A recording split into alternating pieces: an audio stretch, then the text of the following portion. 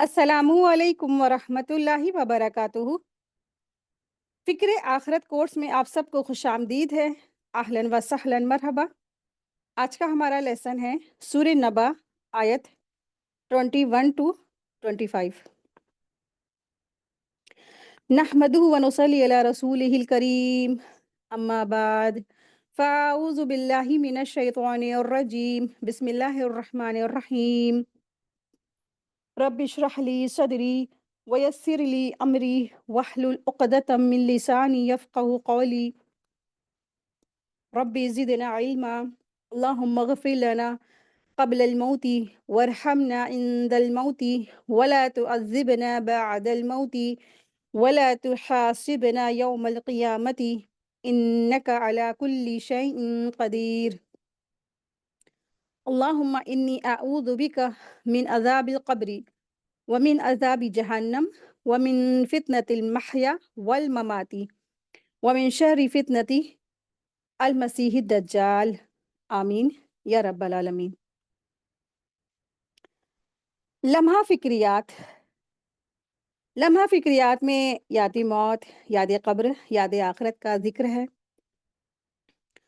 तो आप देखिए कि हम सब जो ज़िंदगी गुज़ार रहे हैं, तो आज हम सब के बिस्तर ना कितने खूबसूरत हैं, कितनी लग्ज़री वाले हैं ना।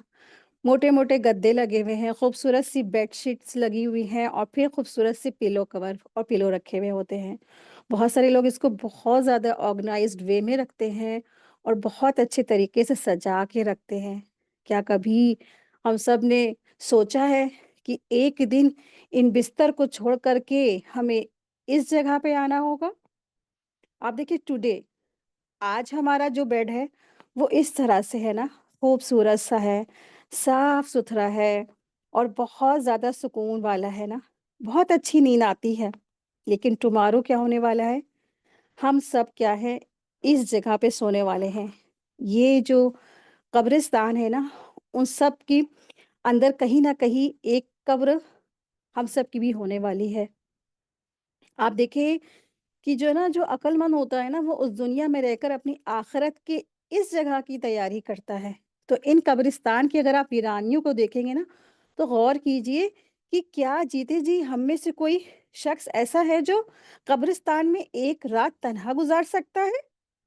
शायद कोई भी हिम्मत नहीं कर पाए। तो जब जीते जी तन्हा रहने से घबराते हैं, तो मरने के बाद जबकि तमाम हमारे रिश्तेदार, दोस्त, सारे अज़ीज़ अक़ारिब हम सबसे छूट चुके होंगे। अक्ल तो सलामत होगी और सब कुछ देख और सुन रहे होंगे, मगर हिलने-जुलने और बोलने से भी क़ासिर होंगे।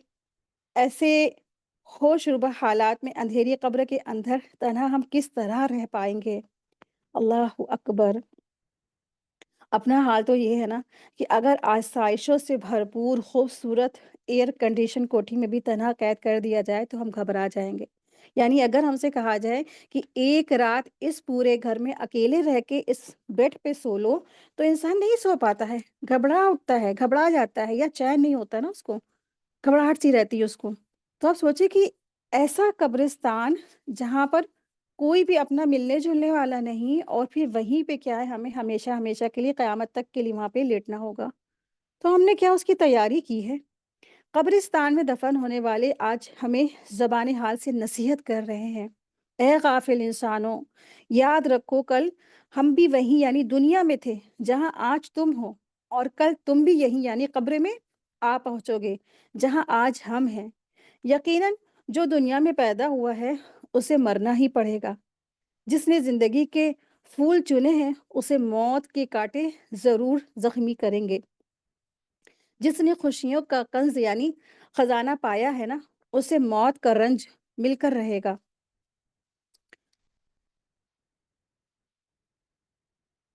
एक दिन हमें भी कब्र में उतारा जाएगा और हमारी हालत ये होगी कि आप देखिए कि हमारे आज जो हमारा बेडरूम होता है, उसमें सब कुछ हो अगर, अगर लाइट चली जाती है, अंधेरा हो जाता है, ठंडा नहीं रहता है, फ़ैन नहीं चल रहा होता है, तो कितना ज़्यादा हम परेशान हो जाते हैं। हमारी हालत तो ये है कि रात बिजली फ़ेल हो जाए, तो दिल घबरा उठता है, ख़ुसूसन अकेले हों तो बहुत खौफ़ आता है और अंधेरा काट खाता है हमें कि हाय हम कैसे ये पूरी रात गुजारेंगे ना। इसके बाद आप देखिए कि कब्र के हौलनाक गुप्त अंधेरे का कोई एहसास हमें नहीं है कि हमने उसकी तैयारी नहीं की, जब सब ऊपर से मट्टी डालकर तोप के चले जाएँगे। ना वहाँ पर कोई भी जनरेटर होगा, ना वहाँ पर कोई भी एलईडी लाइट होगी, ना वहाँ पर कोई भी इन्वर्टर होगा, ना वहाँ पर कोई भी किसी भी तरीके की बैटरी वाली लाइट होगी। अंधेरा ही अंधेरा। वहाँ तो रोशनी होगी आज हमारे यहाँ दुनिया में किए हुए अमालों की।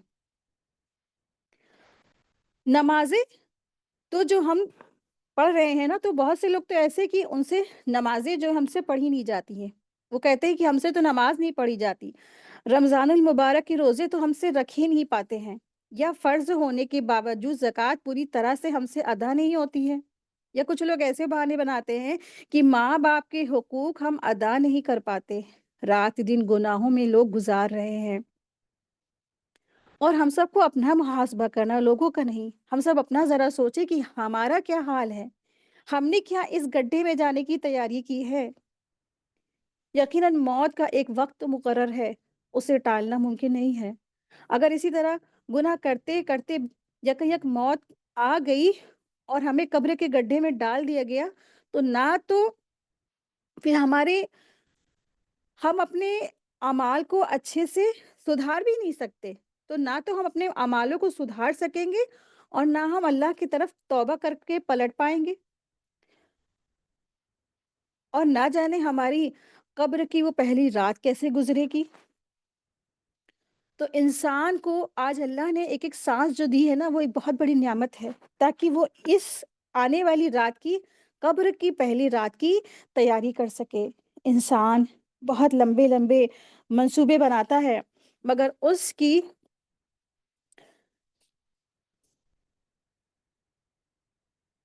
इंसान बहुत लंबी-लंबी प्लानिंग करता है, बहुत लंबे मंसूबे बनाता है, मगर उसकी तरफ तवज्जो नहीं करता, जहाँ उसको जाना है, जहाँ पर उसको वाक़ई में उसको पहुँचना है। और यकयक अल्लाह ताला की तरफ से बुलावा आ जाता है और फिर इंसान मर कर अल्लाह तबारक ताला की तरफ लौट जाता है। तो हम सब क्या हैं, एक ऐसी जगह पे रह रहे हैं, जो वाक़ई में ये दुनिया जो है, एक धोखा है। कहा जाता है एक किसी तरह से नौजवान था, वो माल कमाने की धुन में अपने वक़्त शहर, ख़ानदान वग़ैरह से दूर किसी दूसरे मुल्क में जा बसा। खूब माल कमाता और घरवालों को भिजवाता और आलीशान कोठी बनाने को तैयार हो गया। खूब आलीशान उसने कोठी बनवाई। ये नौजवान साला-साल रकम भेजता रहा, घर वाले मकान बनवाते रहे, उसको खूब सजवाते रहे, यहाँ तक कि अज़ीमुश्शान कोठी बनकर तैयार हो गई। ये नौजवान जब वतन आया, तो उस अज़ीमुश्शान कोठी में रिहाइश के लिए यानी रहने के लिए तैयारियाँ उरूज पर थी। मगर मुक़द्दर देखे कि उस आलीशान मकान में मुंतकिल यानी रहने से पहले तकरीबन 1 हफ्ता पहले ही उस नौजवान की वफ़ात हो गई। वो मर गया और वो अपनी रोशनियों से जगमगाते आलीशान मकान के बजाय घुप अंधेरी कब्र में मुंतकिल हो गया। सारी ज़िंदगी किसके लिए कोशिश की? टुडे वाले बेड के लिए, टुडे वाले आलीशान खूबसूरत कोठी बेड के लिए। लेकिन फाइनली उसको कहाँ जाना था? वही हकीकी जो एक बेरंग सा मिट्टी के रंग की जो कब्र है ना, काली घुप अंधेरी कोठरी, वहाँ जाना है। तो आप देखिए कि अल्लाह तबारक ताला ने ना अहले ईमान को ये हुक्म दिया है कि अल्लाह से डरो और खूब गौर फ़िक्र करो कि तुमने कल के लिए क्या आगे भेजा है। यानी क़यामत के दिन रब की बारगाह में हाज़िरी के लिए कैसे अमाल किए हैं तुमने। खुद नबी करीम सल्लल्लाहु अलैहि वसल्लम, जिनके तमाम अगले पिछले गुनाह ही अल्लाह ताला ने माफ़ कर दिए थे, उन्हें भी आखिरत की इतनी फ़िक्र थी कि रात को इस कदर क़याम फरमाते थे कि आपके कदम मुबारक सूज जाते थे, वरम आ जाता था। नमाज में इस कदर रोते थे कि चक्की की जैसी आवाज़ इस तरह से आवाज़ आती थी, यानी कि रसूल अल्लाह सल्लल्लाहु अलैहि वसल्लम की सिसकियाँ बन जाती थी। जैसे लगता है कि चक्की जैसी चल रही, लेकिन आप सल्लल्लाहु अलैहि वसल्लम की सिसकियाँ बंधी हुई थी। इतना ज़्यादा रोते थे अल्लाह के सामने। हज़रत उमर रज़ी अल्लाह अन्हु, जिन्हें दुनिया ही में अल्लाह तबारक ताला ने जन्नतों की बशारत दी, अशरा मुबश्शिरीन कहलाए, नमाज इशा अदा फरमाकर मस्जिद में बैठ जाया करते थे और ज़ार व क़तार रोना शुरू कर देते थे। कुछ वक़्त ठहरते और फिर रोना शुरू कर देते थे। वफ़ात के वक़्त ज़मीन पर लेटे और ये फ़रमा रहे थे कि मेरे लिए, मेरी माँ के लिए हलाकत हो, अगर मेरे रब ने मुझ पर रहम नहीं किया। एक तरफ आप देखें कि इमामुल अंबिया नबी सल्लल्लाहु अलैहि वसल्लम की ये हालत थी, और जबकि दूसरे तरफ आप देखिए कि जो सहाबा थे, उनकी क्या हालत थी। कैसे वो रोया करते थे ना आखिरत की फ़िक्र करके। लेकिन आज हम गुनहगारों की ये हालत है कि आखिरी ज़िंदगी, आखिरी हिसाब-किताब और जज़ा-सज़ा के मुतालिक कोई भी नहीं सोचता है। जन्नत में दाखिले और जहन्नम के निजात की कभी कोई हमें फ़िक्र होती ही नहीं है। अल्लाह की बारगाह में हम क्या लेकर जाएँगे? कभी हमने वहम-ओ-गुमान भी नहीं किया या कभी हमने गौर-फ़िक्र भी नहीं किया। कभी हमने इस फ़िक्र में हम रात भर नहीं रोए कि अल्लाह, हम आखिरत में हम क्या मुँह दिखाएँगे आपको? बस फ़िक्र है तो सिर्फ़ हमें दुनिया की, दुनिया की चीज़ों की, सिर्फ़ दुनिया वालों की।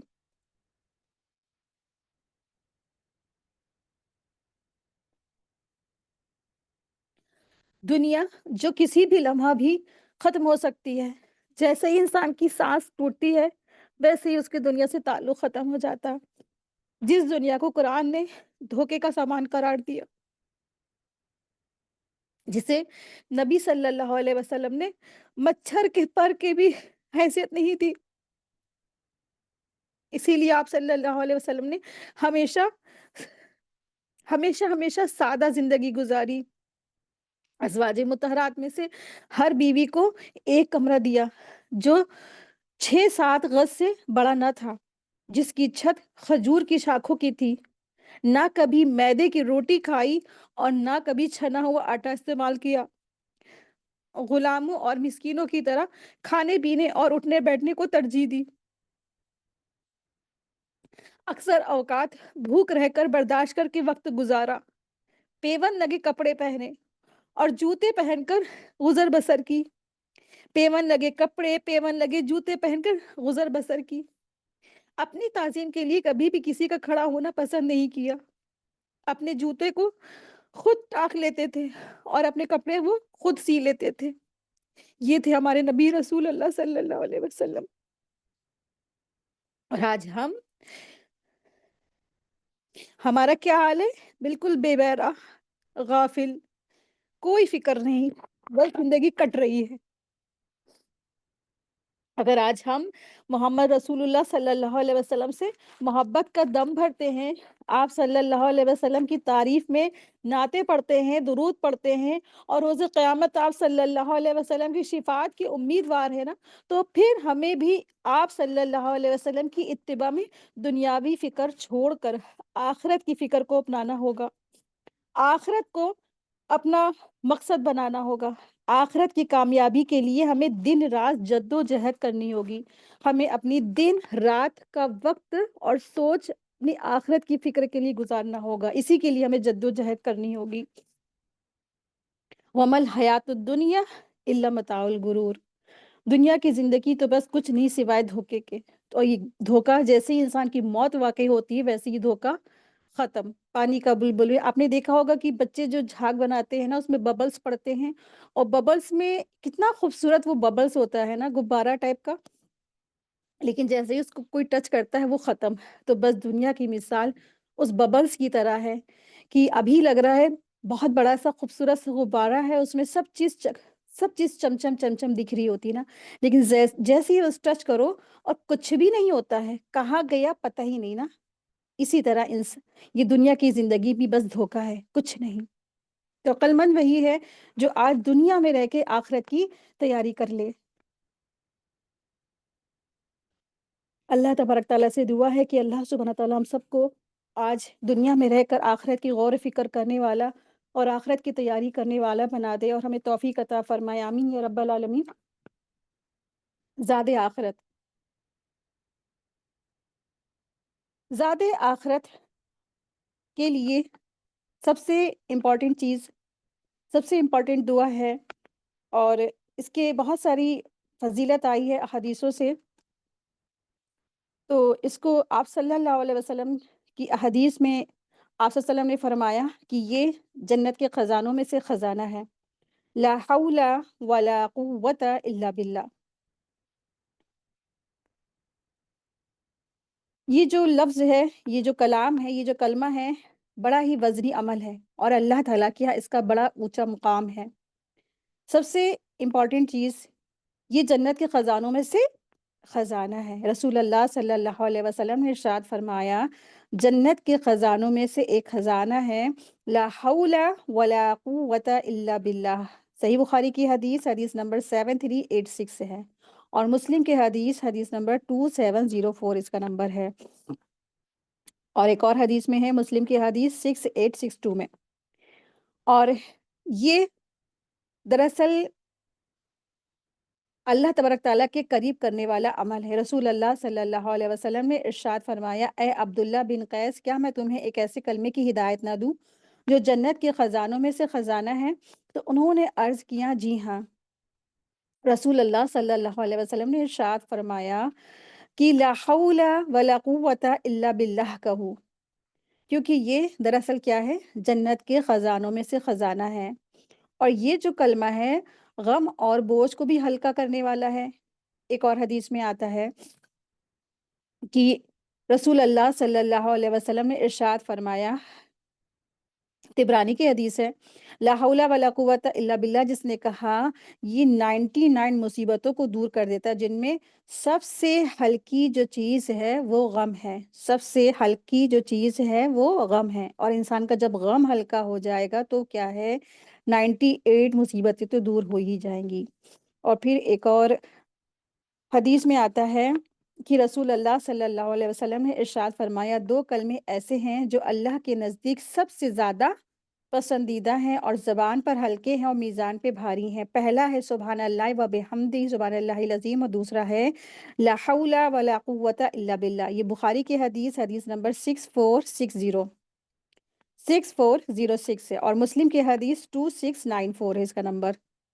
تو ہمیں اس سے یہ سبق ملتا ہے کہ جو شخص اس کلموں کو، اس لفظ کو، لا حول ولا قوت الا باللہ کو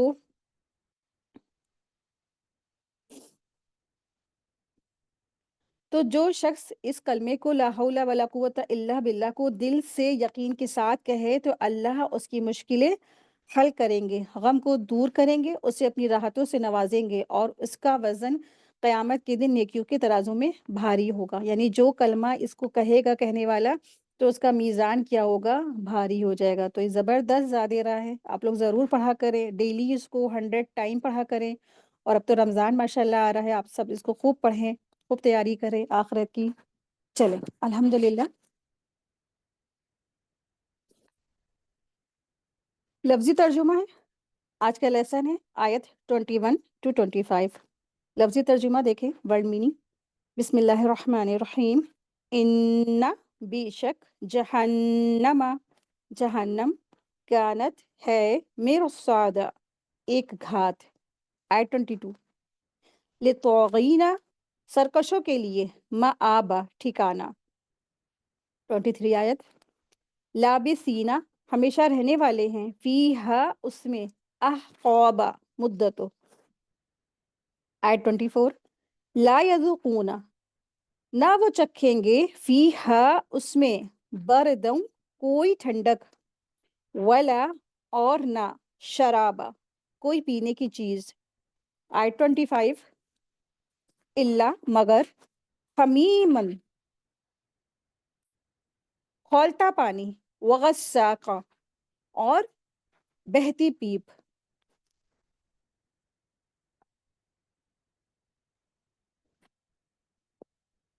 بسم اللہ الرحمن الرحیم، ڈیٹیل دیکھیں، سورہ نبا، آیت 21، ان جہنم کانت مرصادا۔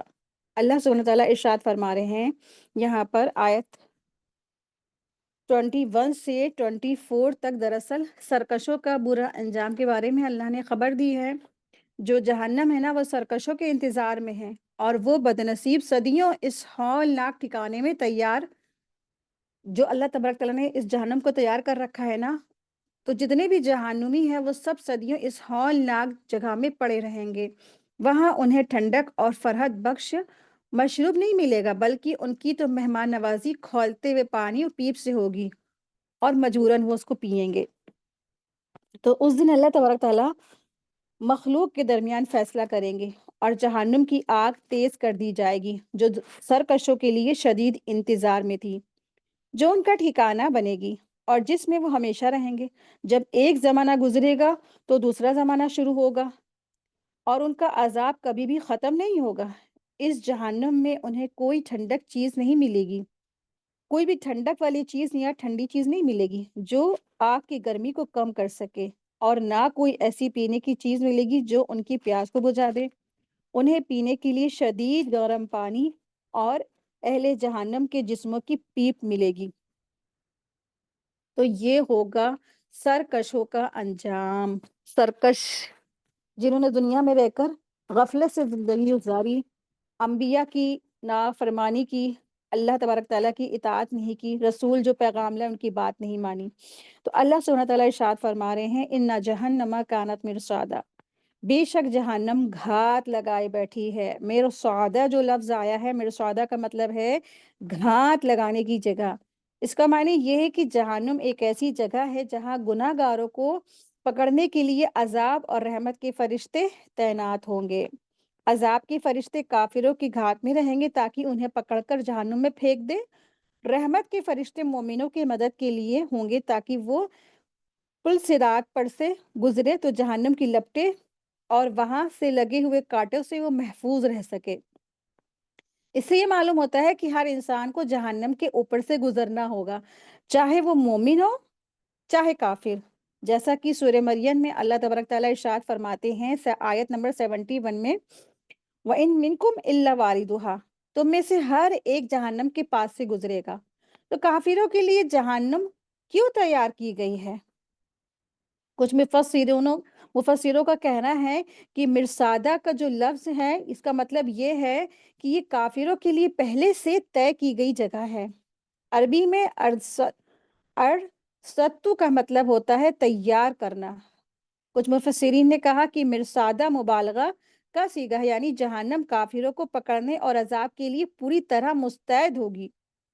حدیث کی روشنی میں پل صراط کا منظر، حضرت انس رضی تعالیٰ عنہ سے روایت ہے کہ رسول اللہ صلی اللہ علیہ وسلم نے ارشاد فرمایا، پل صراط تلوار کی دھار سے زیادہ تیز اور نازک ہوگا۔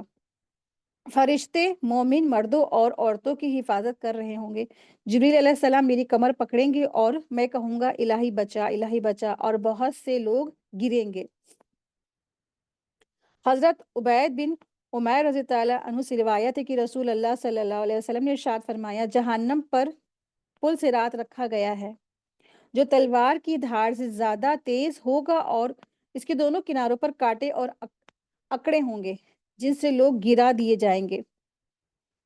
تو کون کون سے لوگ پل صراط سے پار نہیں ہو پائیں گے؟ حضرت ابن عباس رضی تعالیٰ عنہ نے فرمایا کہ جہنم کے اوپر 7 جگہوں پر انسان کو روکا جائے گا اور وہاں اس کے اعمال کا حساب ہوگا۔ پہلی جگہ شہادت توحید، اگر اس نے لا الہ الا اللہ صحیح سے کہا ہوگا تو آگے بڑھے گا۔ دوسرا ہے نماز، اگر نماز صحیح تھی تو آگے بڑھے گا۔ تیسرا ہے زکوٰۃ، اگر زکوٰۃ ادا کی تھی تو آگے بڑھے گا۔ چوتھا یہ ہے کہ روزہ، اگر روزے صحیح تھے تو آگے بڑھے گا۔ پانچواں ہے حج، اگر حج کیا ہے تو آگے بڑھے گا۔ چھٹا ہے عمرہ، اگر عمرہ کیا ہے تو آگے بڑھے گا۔ ساتواں ہے بندوں کے حقوق، اگر کسی کا حق مارا تھا تو اسے روکا جائے گا۔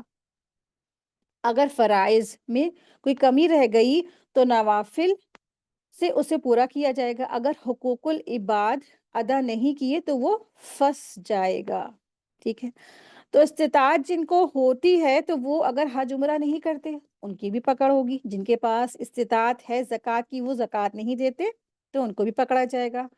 جو طاقت ہے اور بیمار نہیں ہے اور استطاعت ہے وہ روزہ نہیں رکھتے تو ان کی بھی پکڑ ہوگی۔ اور نماز تو ہر انسان پر فرض ہے، بوڑھا بچہ ہے نا، بچے جو بالغ ہو جاتے تو ان پر بھی فرض ہو جاتی ہے۔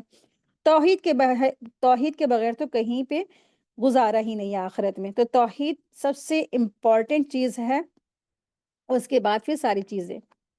تو اگر انسان ان سبھی امتحانوں میں کامیاب رہا تو اسے جنت کی طرف بھیج دیا جائے گا. اس سے ہمیں پتہ یہ چلتا ہے کہ یہ آیت ہمیں یہ سمجھانے کے لیے کافی ہے کہ جہنم کوئی معمولی جگہ نہیں ہے، بلکہ یہ ایک طے شدہ ٹھکانہ ہے جہاں کافر اور نافرمان لوگ عذاب میں مبتلا ہوں گے. ہر انسان کو پلسرات سے گزرنا ہوگا اور وہاں کی مشکلیں اس کے اعمال کے مطابق ہوں گی. مومنوں کے لیے راحت ہوگی، اللہ کی رحمت ہوگی، اور کافروں کو عذاب میں ڈال دیا جائے گا.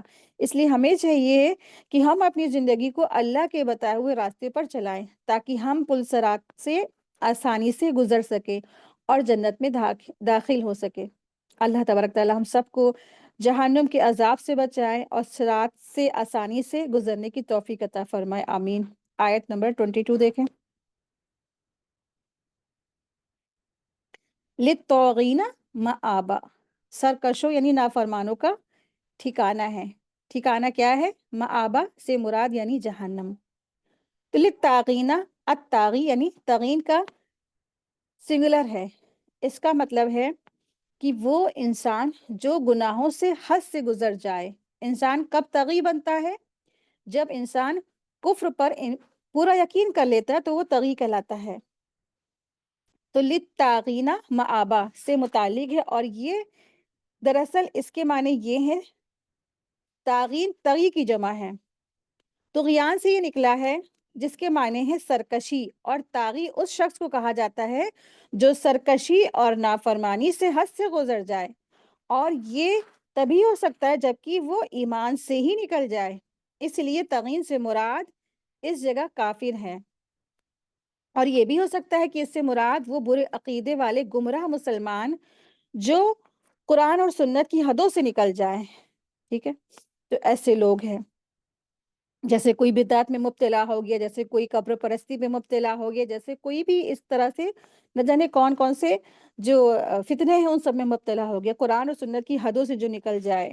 نام کے تو وہ کلمہ گو ہیں لیکن وہ کیا اصل میں کلمہ گو نہیں ہے. تو جب انسان کفر اور انکار کا پورا یقین کر لے تو وہ طغی کہلاتا ہے. اگر کوئی شخص کھل کر کفر کا اظہار کرے تو اسے کافر کہا جائے گا، لیکن اگر کوئی کسی کا عقیدہ ایسا ہوگا کہ اس میں کفر کا پہلو پائے تو وہ بدعتی کہلاتا ہے. ٹھیک ہے، جیسے اس نے توحید کا انکار کر دیا، جیسے اس نے صرف اور صرف اللہ کی عبادت نہیں کی، اللہ کے اوساط اوروں کو شریک ٹھہرایا، یا کسی نے ایسا کیا کہ بے جا رسم و رواج کو دین سمجھ کر فالو کیا، تو اس طرح سے بدعتی اور نہ جانے جو فرقے آپ لوگ سمجھ لیں وہ. تو جہنم طغیوں کا ٹھکانہ ہے. مآبا مانے اس کا مطلب ہے یعنی واپس ہونے کی جگہ، لوٹنے کی جگہ، ٹھکانہ. تو اس کا مطلب یہ ہے کہ جہنم ان سرکشوں کا اور گناہ گاروں کا ٹھکانہ ہے جو دنیا میں اللہ کی نافرمانی کرتے رہیں، اللہ کی ہدایت سے منہ موڑ لیتے. تو اس آیت میں کانت کی دوسری خبر یہ بتائی گئی ہے کہ جہنم طغیوں کا ٹھکانہ ہوگی. ہمیں اس سے یہ سبق ملتا ہے کہ اس آیت سے یہ معلوم ہوتا ہے کہ صرف گناہ کرنا ہی جہنم میں جانے کی وجہ نہیں بنتا، بلکہ اللہ اور اس کے رسول کی ہدایت کے خلاف سرکشی کرنا جہنم میں داخل ہونے کی سب سے بڑی وجہ ہے. جو لوگ دین میں نئی چیزیں بدعت نکالتے ہیں یا پھر کفر کے راستے کو اپناتے ہیں تو وہ اصل میں طاغی ہیں جن کا انجام جہنم ہے. اللہ ہم سب کو سرکشی اور جہنم سے محفوظ فرمائے اور سیدھے راستے پہ صراط مستقیم پر استقامت عطا فرمائے. آمین یا رب العالمین. سورہ نبا کی آیت نمبر دیکھیں، آیت نمبر 23 ہے. اللہ سبحانہ تعالیٰ ارشاد فرما رہے ہیں لابسین فیہا احقابا، وہ اس میں یعنی جہنم میں صدیوں پڑے رہیں گے، صدیوں تک رہیں گے. لابسینہ جو لفظ آیا ہے اس کا مطلب ہے کہ رہنے والے ہیں، یعنی یہ سرکش جو طاغی ہیں اور جو نافرمان ہیں جہنم میں لمبی مدت تک رہیں گے. احقاب حقب کی جمع ہے یعنی پلورل ہے. ایک حقب 80 سال کا ہوتا ہے، اور ہر سال 12 مہینے، اور ہر مہینے 30 دن، اور ہر دنیا کے 1000 سال کے برابر ہوتا ہے. حضرت علی رضی تعالیٰ عنہ اور حضرت ابو ہریرہ رضی تعالیٰ عنہ سے بیان کیا گیا ہے کہ جہنم میں احقابہ یعنی کہ جو صدیاں ہیں وہ 43 حقب کے برابر ہوں گے۔ ہر حقب 70 خریف سال کا ہوگا اور ہر خریف 7 سال کا ہوگا۔ ہر سال 360 کا ہوگا، ہر سال 360 دن کا ہوگا اور ہر دن دنیا کے 1000 سال کے برابر ہوگا۔ مقاتل کہتے ہیں کہ مقاتل بن حبان رحمۃ اللہ علیہ کے مطابق ایک حقب 17,000 سال کا ہوگا۔ تو دراصل حسن بصری رحمۃ اللہ علیہ فرماتے ہیں اس آیت کی تفسیر میں کہ اس آیت میں اللہ تعالیٰ نے جہنم والوں کے لیے جہنم کی کوئی میعاد اور مدت مقرر نہیں فرمائی جس کے بعد انہیں اس سے نکالا جانا سمجھا جائے، بلکہ مراد یہ ہے کہ جب ایک حقبہ یعنی زمانہ گزر جائے گا تو دوسرا شروع ہو جائے گا، اسی طرح دوسرے کے بعد تیسرا اور پھر چوتھا، یہاں تک کہ ہمیشہ ہمیشہ یہی سلسلہ رہے گا۔ احقاب سے مراد وہ زمانہ ہے جس کی کوئی انتہا نہیں ہوگی اور ختم نہیں ہوگا، بلکہ ایک حقب ختم ہوگا تو دوسرا حقب آ جائے گا، یہی سلسلہ ہمیشہ ہمیشہ رہے گا، یہی ہمیشہ ہمیشہ ایسی چلتا جائے گا، یعنی کہ یہ مدتوں جہنم میں پڑے رہیں گے، سڑتے رہیں گے۔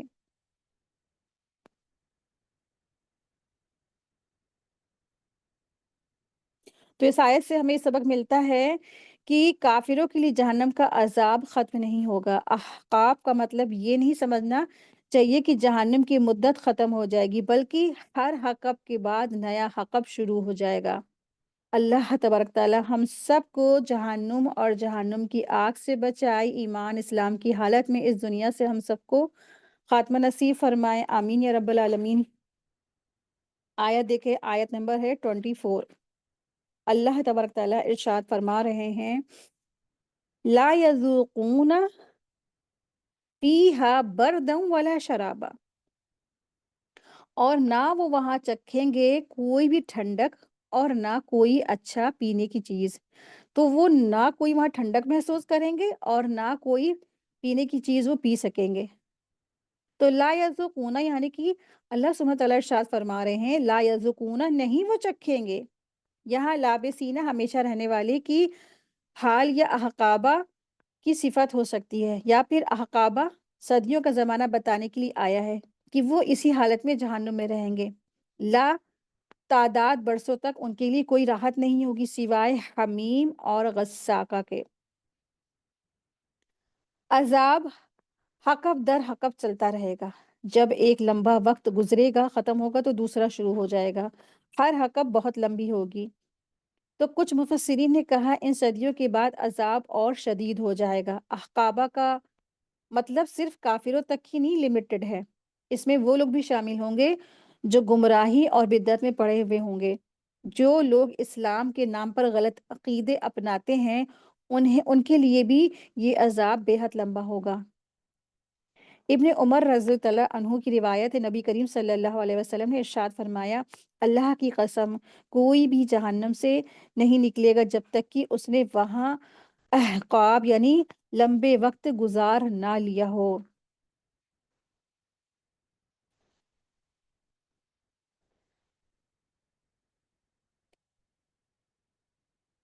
تو اللہ سبحانہ تعالیٰ ارشاد فرما رہے ہیں لا یذوقون فیہا بردا ولا شرابا، تو احقاب کے لمبے زمانے تک یہ لوگ ٹھنڈی لذیذ ہوا کا ذائقہ نہیں چکھیں گے اور نہ کسی کھانے پینے کی چیز کو چکھیں گے، سوائے کیا کھائیں گے پیئیں گے، آیت نمبر 25 میں آ رہا ہے الا حمیمہ و غساقا، یعنی کہ یہ صرف اور صرف ان کو وہاں ملے گا حمیمہ اور غساقہ، سوائے حمیم اور غساق کے ان جہنمیوں کو جہنم میں ان کی مہمان نوازی ہوگی حمیم اور غساق سے۔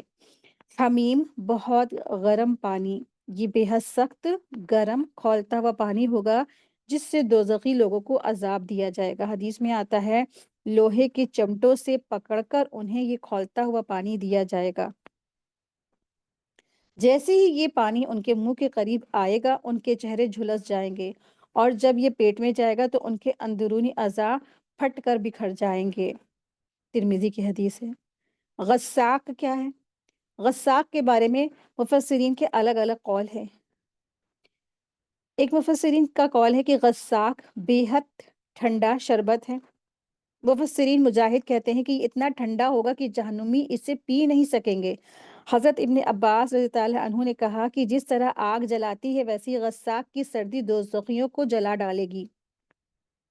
مقاتل رحمۃ اللہ علیہ نے کہا غساق وہ چیز ہے جس کی برفیلی ٹھنڈک اپنی آخری حد کو چھو چکی ہوگی، اتنا زیادہ ٹھنڈا چلڈ واٹر کہ وہ اس سے پی ہی نہیں سکیں گے۔ تو دوسرے گروپ جو مفسرین ہیں وہ کہتے ہیں کہ غساق دوزخیوں کا بہتا ہوا لہو اور پس ہے۔ مفسرین کہتے ہیں کہ یہ جہنمیوں کے جسم سے بہنے والا گندا خون اور لہو اور پس ہوگا، مواد ہوگا جسے کہتے ہیں۔ کچھ مفسرین نے اس سے زخموں سے ٹپکنے والا گندا مواد بتایا ہے۔ تیسرا گروپ جو ہے مفسرین کا کہتے ہیں غساق جہنم کا ایک زہریلا چشمہ ہے۔ ابن ابی حاتم اور ابن ابی دنیا میں نے کعب رحمۃ اللہ علیہ کا قول نقل کیا ہے، جہنم میں ایک چشمہ ہوگا جس میں سانپ، بچھو اور ہر زہریلے حیوان کا زہر اکٹھا ہوگا۔ جہنمیوں کو اس میں ایک بار ڈبو دیا جائے گا جس سے ان کی کھال ہڈیوں سے گر جائیں گی، اس کا گوشت ان کے ٹخنوں پر جھول جائے گا اور وہ اسے اپنے کپڑے کی طرح گھسیٹتے پھریں گے۔ حمیم اور غساق کا تعلق کیا ہے؟ اگر غساق کو سرد مانا جائے تو اس کا تعلق برد یعنی ٹھنڈک سے ہے۔ اگر اسے جہنمیوں کے لہو اور پس سے جوڑا جائے تو اس کا تعلق شراب سے یعنی پینے کی چیز سے۔ تو عربی میں شراب کس کو کہتے ہیں؟ پینے کی چیز کو کہتے ہیں نا۔ تو غساق اور حمیم کو اللہ تبارک تعالیٰ ارشاد فرمانے ہیں کہ ان کی جو مہمان نوازی ہوگی جہنمیوں کی، تو یہ کس چیز سے ہوگی؟ غساق سے ہوگی اور حمیم سے ہوگی۔ تو اس آیت سے صاف ظاہر ہوتا ہے کہ جہنمیوں کے لیے کوئی راحت نہیں ہوگی، نہ انہیں سردی ملے گی، نہ ان کو سکون دینے والی چیز ہوگی، صرف جلانے والا کھولتا ہوا اور زہریلا سڑا ہوا مواد والا ان کے لیے پانی اور مشروب ہوگا۔ تو اللہ تبارک تعالیٰ ہم سب کو اس زبردست ہولناکیوں والی جہنم سے محفوظ فرمائے، ہم سب کے اہل و عیال کو اس جہنم سے محفوظ فرمائے۔ اللہم اجرنا من النار جہنم، اللہم ربنا، یا اللہ ہم سب کو اس جہنم اور جہنم کی آگ سے بچانا پروردگار عالم۔ اللہ تبارک تعالیٰ سے دعا ہے کہ اللہ ربنا آتینا فی الدنیا حسنۃ وفی الآخرۃ حسنۃ وقینا عذاب النار وقینا عذاب النار وقینا عذاب النار۔ یا اللہ ہم سب کو جہنم اور جہنم کی آگ سے بچانا پروردگار عالم۔ آمین یا رب العالمین۔ وآخر دعوانا ان الحمد للہ رب العالمین۔ سبحانک اللہم و بحمدک، اشہد ان لا الہ الا انت، استغفرک و اتوب الیک۔ السلام علیکم ورحمۃ اللہ وبرکاتہ۔ جزاکم اللہ خیرا کثیرا۔